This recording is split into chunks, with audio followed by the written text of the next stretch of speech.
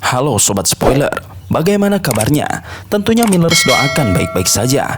Jumpa lagi di channel Sektor Spoiler.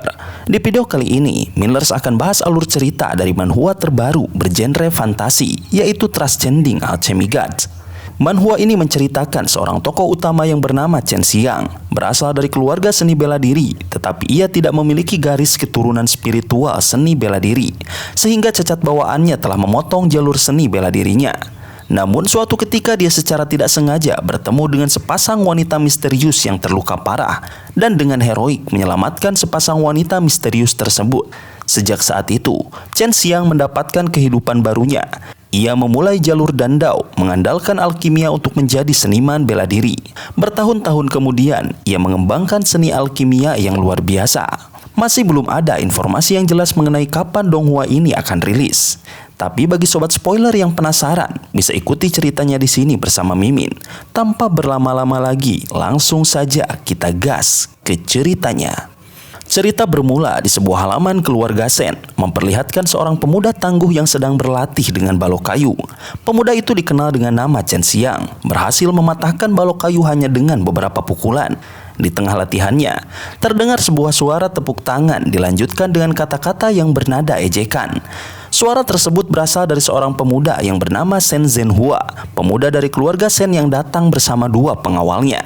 Shen Zhenhua terus memprovokasi Chen Xiang dengan mencemoohnya, serta menunjukkan kekuatan ki-nya yang berada di level keempat. Hanya dengan satu gerakan, ia berhasil menghancurkan beberapa balok kayu. Ia juga mengatakan bahwa Chen Xiang hanyalah sampah yang membebani keluarganya karena tidak memiliki nadi spiritual. Chen Xiang yang marah dan tak terima dengan cemoohan dari Shen Zhenhua langsung bergerak melesatkan tinjunya dengan cepat ke arah Shen Zhenhua. Shen Zhenhua berhasil menghindar dari serangan cepat Chen Xiang. Namun, tetap saja pukulannya memberikan goresan berdarah di pipi Shen Zhenhua. Shen Zhenhua yang merasa kesal mulai menantang Chen Xiang dan berniat untuk membunuhnya. Pertarungan pun tak terelakkan. Chen Xiang dengan kecerdikannya dan mengandalkan kekuatan fisiknya mencoba memanfaatkan celah pada Shen Zhenhua. Ia pun melesatkan pukulan keras ke arah Shen Zhenhua yang lengah, membuat dua pengawalnya terkejut dengan kecerdikan Chen Xiang. Namun, saat pukulan keras Chen Xiang mengenai tubuh dari Shen Zhenhua, tiba-tiba perlindungan ki di tubuh Shen Zhenhua muncul melindunginya dari serangan Chen Xiang. Keadaan berbalik. Dengan cepat, Shen Zhenhua melancarkan serangan balik kepada Chen Xiang dengan bertubi-tubi, membuatnya terluka parah dan tak berdaya. Saat serangan terakhir dilancarkan kepada Chen Xiang, tiba-tiba seorang pria tua datang melindungi Chen Xiang, menghadang serangan itu dengan punggungnya, meninggalkan bekas luka. Pria tua itu adalah Shen Tianhu yang merupakan ayah dari Chen Xiang. Shen Zhenhua yang menyadari kehadiran ayah dari Chen Xiang memutuskan untuk pergi bersama dua pengawalnya. Ia juga mengatakan bahwa sebentar lagi akan ada pertempuran keluarga yang akan menentukan siapa yang akan mengambil alih kepemimpinan keluarga Shen. Chen Xiang yang terluka parah merasakan penyesalan di hadapan ayahnya karena ia telah membuat keluarganya mendapatkan masalah. Namun, ayahnya Shen Tianhu mencoba menenangkannya seraya mengatakan bahwa jalan seni bela diri bukan untuk semua orang dan orang biasa memiliki cara hidupnya sendiri. Di dalam kamarnya Chen Xiang merenungkan nasibnya dan keluarganya sambil membaca sebuah buku. Beberapa kali, Xian yang merupakan tunangannya Chen Xiang datang untuk bertemu dengannya. Namun Chen Xiang tak pernah mengizinkan Xian bertemu dengannya. Bahkan ayah Chen Xiang mengatakan bahwa pernikahannya mungkin akan dibatalkan karena Chen Xiang tidak memiliki nadi spiritual dan ditakdirkan menjadi orang biasa, yang membuatnya tidak layak bersanding dengan Xian yang merupakan putri permata dari keluarga Sui. Mendengar itu, Chen Xiang bertekad untuk mempertaruhkan segalanya untuk menjadi lebih kuat. Ia memutuskan untuk mencari tanaman langka yang tertera dalam buku yang ia baca, yaitu rumput roh neraka dengan vitalitas 1000 tahun yang akan membangkitkan kekuatannya. Sin beralih ke kota Wohu. Langit kota Wohu diselumuti awan gelap dan petir menyambar dengan dahsyat. Hujan deras akan segera turun, membawa aroma tanah yang lembab dan udara yang berat. Di tengah kota, seorang pemuda bernama Chen Xiang menatap langit dengan sorot mata penuh tekad. Ia tahu tidak ada lagi waktu untuk menunda. Jika tidak segera menemukan ramuan roh yang langka, kesempatan itu mungkin tak akan pernah datang lagi. Chen Xiang baru berusia 16 tahun, namun tubuhnya lebih kuat dibandingkan remaja seusianya. Wajahnya tampan dengan garis-garis muda yang masih kentara, namun matanya menyiratkan kedewasaan yang tidak lazim. Sejak kecil, ia telah ditempa oleh berbagai pengalaman berat, membentuk mentalnya menjadi lebih tangguh dibanding rekan-rekannya. Sebagai cucu dari patriark keluarga Chen, nasibnya tidaklah mudah. Ia tidak memiliki nadi spiritual, yang berarti ia tidak bisa berlatih seni bela diri seperti anggota keluarga lainnya. Karena itu, ia harus berjuang sendiri, memilih tumbuhan dan bahan obat dengan usahanya sendiri. Meskipun keterbatasan itu membuatnya diremehkan oleh keluarganya, ia tidak pernah menyerah. Sejak kecil, ia telah berlatih dengan tekun, bahkan tak pernah berhenti berlatih untuk mengasah kemampuan bertarungnya. Namun, tanpa pena spiritual, kemajuannya tetap terhambat. Semua itu tidak membuatnya patah semangat. Ia terus berlatih dan mencari cara untuk memperbaiki keadaannya. Salah satu caranya adalah mencari ramuan roh langka yang bisa membantunya mempercepat kultivasinya. Malam itu, di bawah derasnya hujan, Chen Xiang mendaki tebing iblis abadi. Tempat itu terkenal dengan aura kematiannya yang menakutkan, dipenuhi ki hitam yang pekat. Tidak banyak orang yang berani mendekatinya, apalagi turun ke dalamnya. Namun, Chen Xiang yakin bahwa di dalam jurang itu tersembunyi rumput roh neraka, ramuan legendaris yang memiliki kekuatan luar biasa. Jika ia bisa mendapatkannya, ia dapat menukarnya dengan banyak pil berharga yang bisa meningkatkan kekuatannya secara drastis. Dalam kegelapan malam dan guyuran hujan, ia menuruni tebing dengan hati-hati. Batu-batu licin dan gelap membuat setiap langkahnya beresiko. Namun, ia tetap melangkah, memanfaatkan kekuatan tubuhnya yang terlatih. Setelah 2 jam menuruni tebing yang curam, ia akhirnya melihat sesuatu yang membuat jantungnya berdegup kencang. Rumput roh neraka. Tanaman berwarna putih pucat itu tersembunyi di antara bebatuan, nyaris tak terlihat di kegelapan. Ki kehidupan yang kuat terpancar darinya, membuat Chen Xiang semakin yakin bahwa itu adalah ramuan yang ia cari. Dengan hati-hati, ia mengambil rumput tersebut dan menyimpannya dalam kantong penyimpanannya.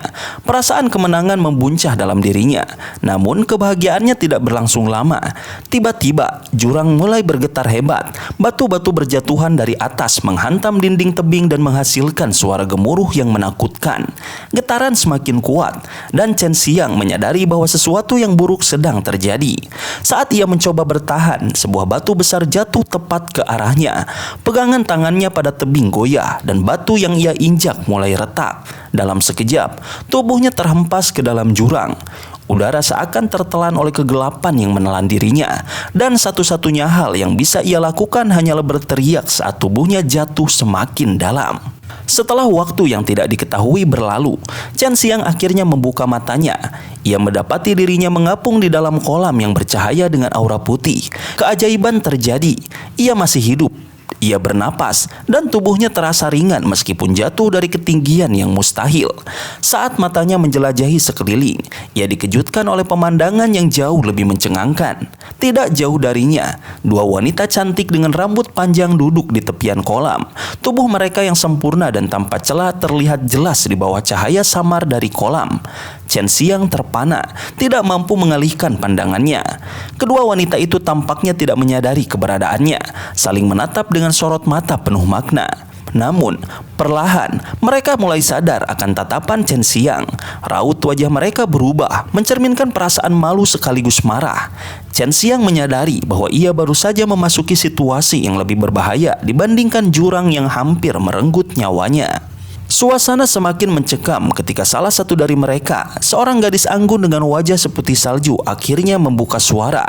Nada suaranya tajam dan halus, namun tanpa emosi, seakan seluruh keberadaannya menyatu dengan aura dingin yang menyelimuti tubuhnya.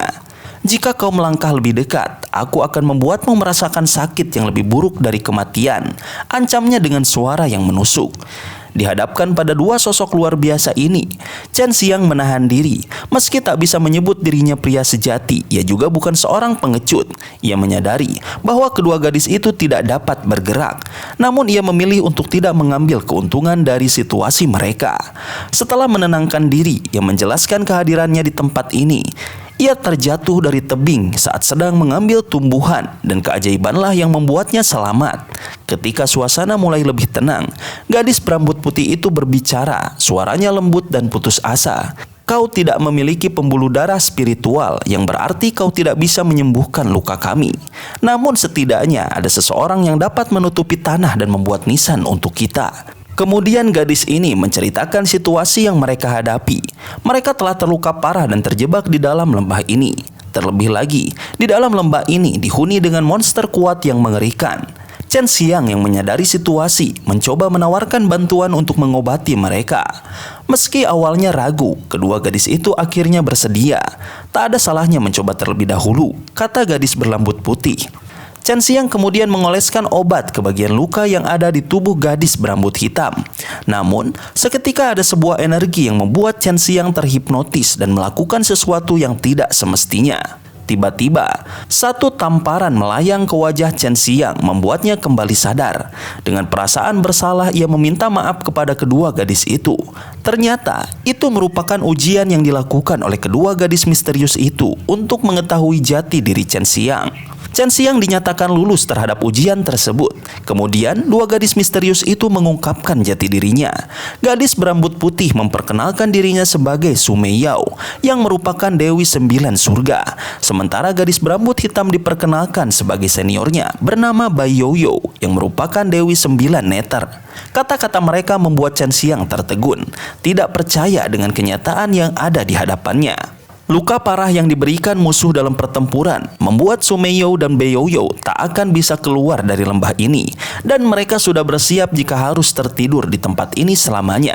Namun, kehadiran Chen Xiang memberikan sedikit harapan untuk bisa keluar dari tempat ini dengan selamat. Bai Yoyo kemudian menjelaskan bahwa ada satu cara untuk keluar dari tempat ini, yaitu dengan cara memberikan pena ilahi Ji Yin-nya dan pena ilahi Ji Yang juniornya. Dengan begitu, mereka bisa menembus kolam iblis abadi dan mendapatkan kembali kehidupan baru. Namun, memiliki pena ilahi bukanlah hal yang biasa. Itu melampaui semua tingkatan pembuluh darah spiritual yang pernah ada. Apalagi menggabungkan dua pena ilahi dalam satu tubuh. Bukanlah hal yang biasa dan bisa dilakukan oleh sembarangan orang. Resiko dari penggabungan pena ilahi bahkan bisa membuat orang yang melakukannya mati. Menyadari kesempatan langka ini, Chen Xiang justru membulatkan tekadnya dan bersedia untuk mencobanya meski resiko yang ia hadapi adalah kematian. Ia tidak ingin menyia-nyiakan kesempatan yang bisa mengubah hidupnya di masa depan hilang begitu saja. Gadis-gadis itu kemudian menjelaskan tentang akta darah, sebuah kontrak yang akan memastikan bahwa mereka tidak akan saling mengkhianati. Karena mereka harus hidup bersama untuk waktu yang lama, langkah ini tentu diperlukan. Setelah Chen Xiang setuju, kontrak pun dibuat. Ia kemudian percaya bahwa semua ini nyata. Dua wanita ini bukan hanya akan tinggal bersamanya, tetapi mereka juga bergantung padanya untuk memulihkan kekuatan mereka. Situasi yang tak pernah ia bayangkan sebelumnya. Setelah kontrak selesai, Chen Xiang memperhatikan kondisi mereka. Mereka tidak bisa bergerak karena tulang dan meridian mereka rusak parah. Ia teringat akan rumput roh neraka yang ia dapatkan sebelumnya. Tumbuhan yang dikenal memiliki kemampuan menyembuhkan luka yang luar biasa. Tanpa ragu, ia membaginya menjadi dua dan memberikan masing-masing satu bagian kepada Bai Yoyo dan Su Meiyao. Su Meiyao yang biasanya tenang dan menggoda kini menunjukkan ekspresi penuh kegembiraan. Dengan ini, kita akan bisa bergerak kembali, katanya.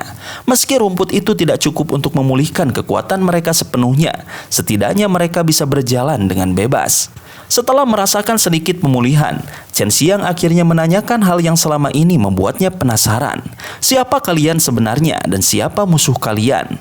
Bai Yoyo hanya menatapnya dingin. Kontrak tidak menyatakan bahwa kami harus memberitahumu, jawabnya tanpa emosi. Su Meiyao sebaliknya tersenyum lembut. Ini bukan sesuatu yang perlu kau ketahui sekarang. Keingintahuan yang berlebihan hanya akan membawa malapetaka bagimu. Chen Xiang menahan rasa ingin tahunya dan menerima kenyataan bahwa ia telah terikat dengan dua wanita luar biasa ini. Namun, satu hal yang pasti, hidupnya tak akan pernah sama lagi. Dalam persiapan untuk menerima vena ilahi, Chen Xiang duduk bersila di tanah, memusatkan seluruh kekuatan rohnya. Bai Yoyo dan Su Meiyao, dua wanita misterius yang mendampinginya, menekan tangan mereka ke punggungnya. Dari telapak tangan mereka, dua aliran energi yang kontras, kabut hitam dari vena ilahi Yin ekstrim Baiyoyo dan kabut putih dari vena ilahi yang ekstrim Sumeiyo mengalir masuk ke tubuh Chen Xiang, menyebar melalui otot tulang dan meridiannya dengan gelombang yang semakin kuat. Seiring dengan berjalannya proses ini, Sumeiyo mulai merasakan kesulitan karena garis meridian yang rusak dan kesadaran yang terus terpengaruh. Tubuh Chen Xiang masih belum bisa menyatukan dua vena ilahi. Tiba-tiba, suara monster menggema di dalam gua memekakan telinga mereka. Situasi semakin genting. Para monster tingkat ketujuh yang menjaga rumput roh neraka mulai berkumpul bersiap untuk menyerang. Dalam ketegangan itu, mereka menyadari kalau mereka tidak akan bisa bertahan terlalu lama. Sumeiyo menyarankan Chen Xiang untuk menyerah dan menghentikan proses penggabungan vena ilahi. Dengan begitu, Chen Xiang masih bisa memiliki separuh kehidupannya. Namun Chen Xiang memilih untuk tidak menyerah. Tekadnya telah bulat. Perjuangannya selama ini untuk memiliki nadi spiritual tidak akan dibiarkan pupus begitu saja. Ia sudah bersumpah akan mengejar ketertinggalannya dari orang lain dan membantu keluarganya di saat-saat sulit. Dan ini adalah kesempatan untuk mewujudkannya bahkan jika ia harus mati. Chen Xiang akhirnya ambruk ke tanah tak sadarkan diri. Namun, luka-lukanya mulai sembuh dengan sendirinya, memberikan sedikit harapan. Sementara itu, monster penjaga rumput roh neraka mulai melancarkan serangannya. Sumeiyo dan Baiyoyo mencoba untuk melindungi Chen Xiang, menahan monster itu dengan sisa kekuatannya. Berharap Chen Xiang mampu menyelesaikan penggabungan dua vena ilahi di dalam tubuhnya. Pertarungan sengit pun terjadi. Sumeiyo mulai melancarkan serangannya, namun tak memberikan dampak terlalu besar, malah membuat monster itu semakin marah dan melesatkan serangan balik yang membuat Sumeiyo dan Baiyoyo terlempar dan jatuh ke tanah.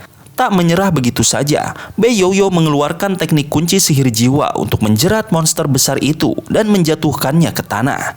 Namun Baiyoyo menyadari bahwa keadaan dirinya saat ini akan sangat sulit untuk bisa bertahan menghadapi monster tingkat ketujuh itu.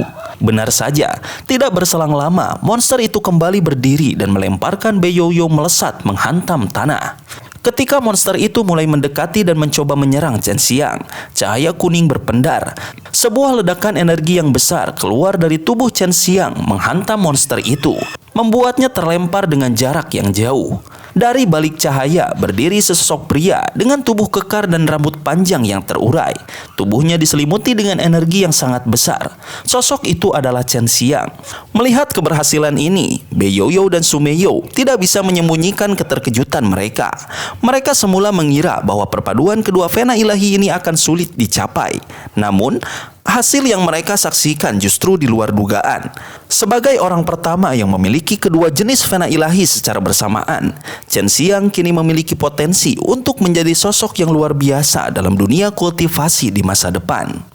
Sobat spoiler, itulah alur cerita dari manhwa Transcending Alchemy God bagian 1. Jika kalian suka dengan alur cerita dari manhwa ini, silahkan tulis di komentar dan nanti akan Mimin lanjutkan ceritanya. Dan jangan lupa untuk mendukung channel ini lebih berkembang dengan cara like, share, dan subscribe supaya kalian gak ketinggalan update terbaru dari channel ini. Terima kasih banyak udah nonton video ini sampai akhir. Sampai ketemu di video berikutnya. Tetap semangat dan sampai jumpa.